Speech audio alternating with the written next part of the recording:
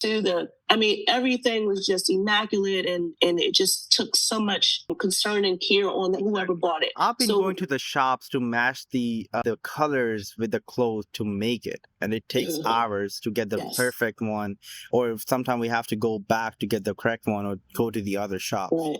So And that's that's how because they you care. Yeah, Because you care, and because they cared then. They cared about how everything was made, and so when you care, next thing you know is like connection. Yeah. So everybody that I know that's into vintage, there's some type of story about that sweater that they have on. You say, "Oh my God, sweater is amazing."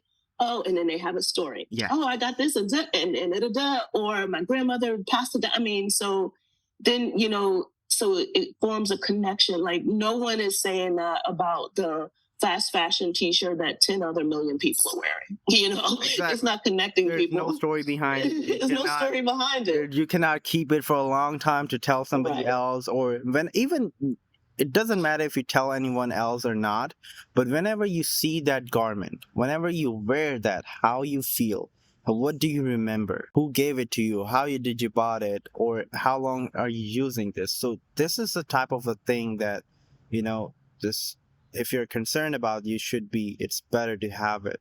And Yes. I believe this is it's very interesting.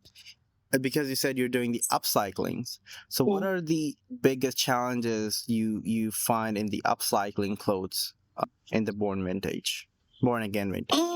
Well, initially, so because of that challenge, I had to do a business plan because I was, I made a sweater. It got featured in Lucky magazine. Wow. And next thing you know, I got like 150 calls for that sweater. Wow. But there's only one. So I'm like, okay. Okay. How is this going to be a viable business? Because just think, I was doing it because I was passionate about it. It was fun. It wasn't necessarily about the money in the very beginning. So once that happened, it was like, okay, I got to really think this through.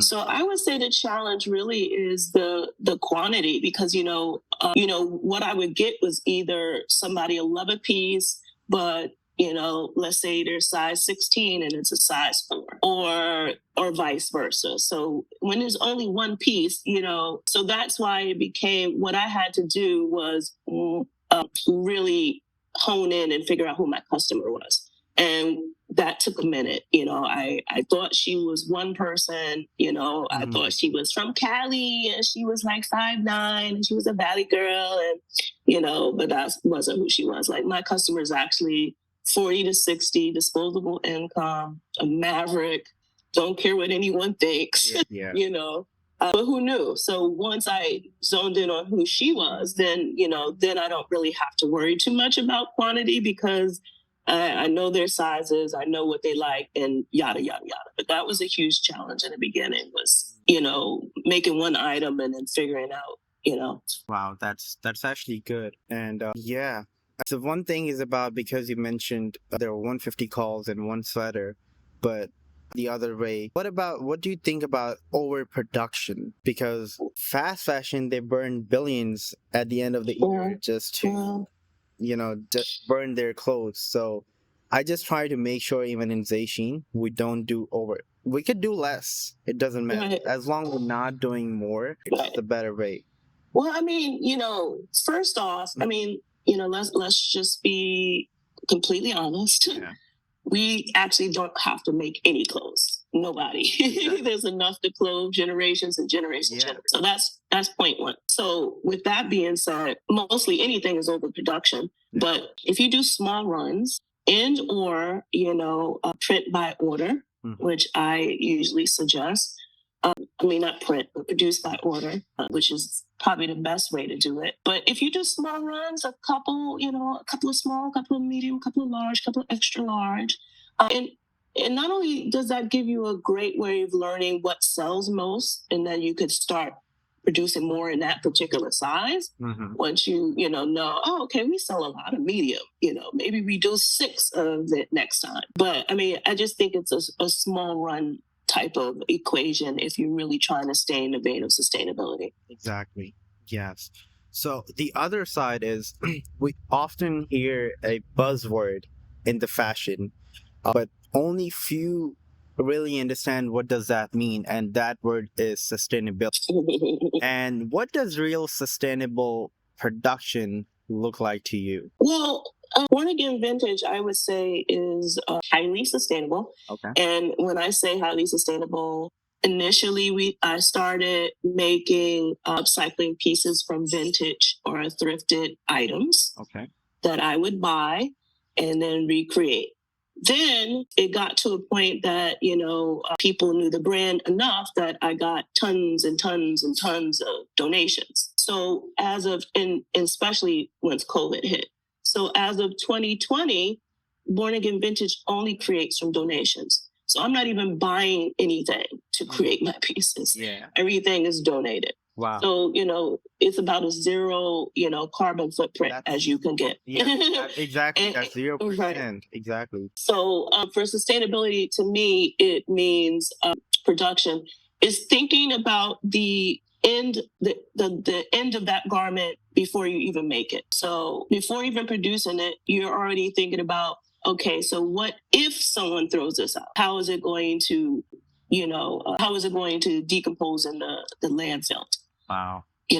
How dangerous will it be with the chemicals that I use or the dye that I use or, all of that stuff. Exactly. That's the whole thought process before you even make it. Exactly. And what's the misconceptions people still have about sustainable fashion or sustainable brands that you hear from them, or your student concerns? Well, I feel like a lot of people think it's expensive. Okay. And it can be, yeah. Don't get me wrong, but I feel like there's such a wide range at this point now. Yeah. You could definitely find cost-effective, sustainable fashion. I also feel like a lot of people still believe it's about hemp fabrics and organic cottons. Like they haven't even, gone past like that initial, like it's about how it's made. I mean, the fabric that it's comes from. So, like I said, I feel like we're in a bubble, especially in the U.S. Yeah. Like we have this very isolated views on what sustainability is. It's expensive. It's only browns and beiges and, hemps and, organic cotton. And it's just like so much bigger than that. Like we have banana leather now. Oh, yeah, exactly. Banana leather. Oh, my God. Wow. Can you even imagine? We got cactus leather before, and now it's banana leather. Wow, I was shocked actually.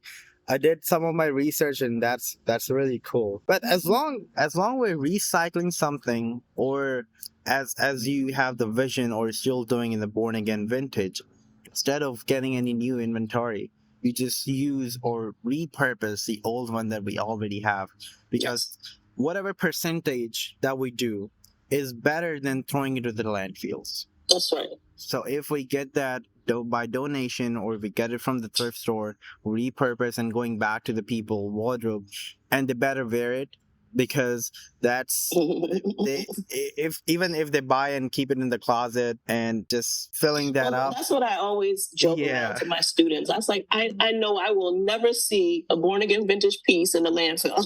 I will never. Oh yeah.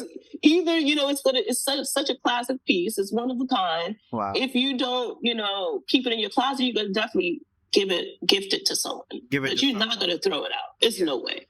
There's no way. Exactly. Wow. So how do you approach teaching your students about sustainability at FIT? Well, see, and that's the whole thing. I feel like I'm hands-on. Okay. It's not sure there's some lecture in there. So, they have to get the information, but by physically upcycling pieces and letting them know how, because that's the first thing. But I don't know how to sew. Everyone says that. I don't know how to sew. And I'm like, you don't need to know how to sew, And, to get that fear from them, because everyone feels like you really have to be some type of seamstress or, and you don't. It's super, super simple.